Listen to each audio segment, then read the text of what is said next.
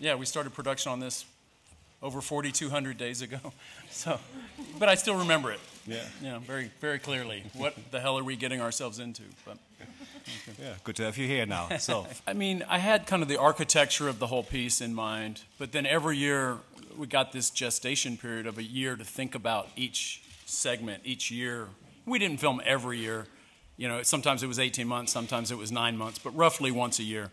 But the tone of the film, I was trying to capture just the way life kind of unfolds, or maybe how you remember your life, or the way time works, you know, through our lives. So that's what I was trying to capture in a not too dramatic way.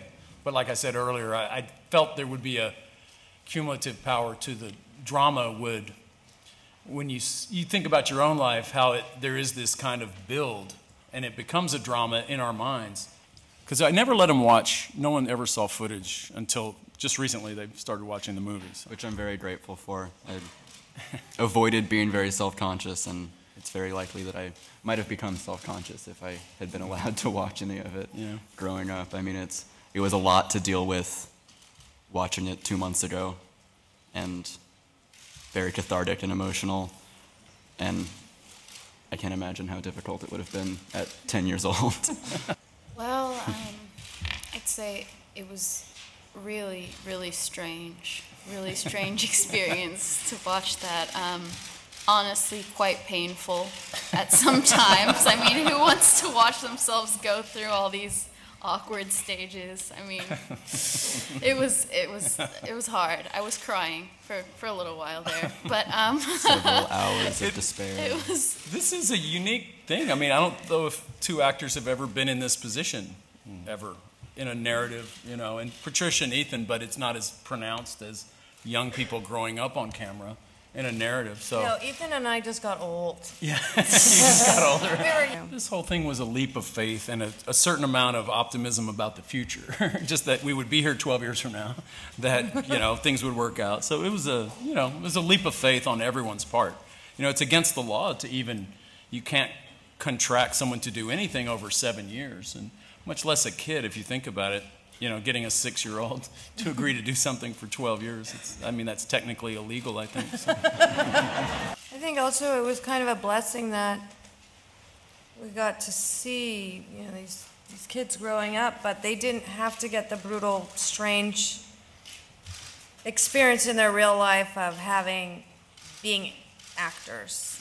Young actors, because then your friends get jealous and they get weird and they think you think you're so cool because you're in a movie, and meanwhile these guys are making a movie, but it's like, oh really, you're making a movie? Where's the movie you're making?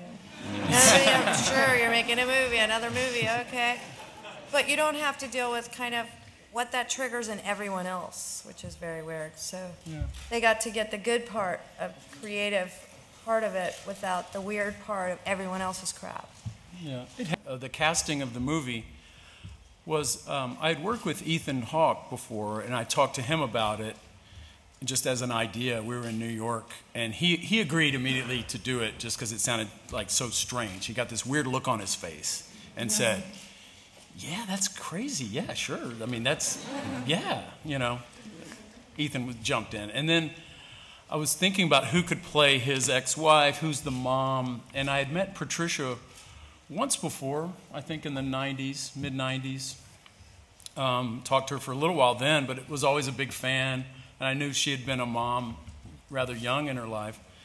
And I just called her up, and we talked for a couple hours, I think.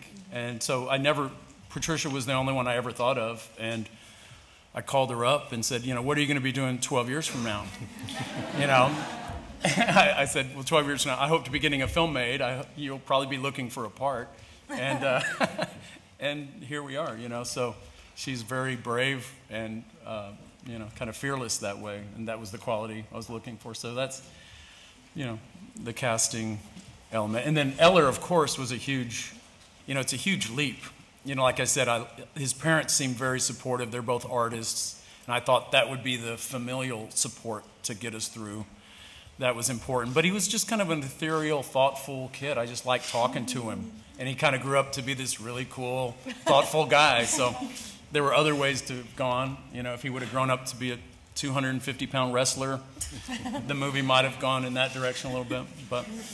But Lorelei was, you know, as my own daughter, at that age, she seemed to be interested in it, but that ebbed and flowed over the Obviously a daughter I'm close to, but Ellar felt like my son that I'd never had, you know, so.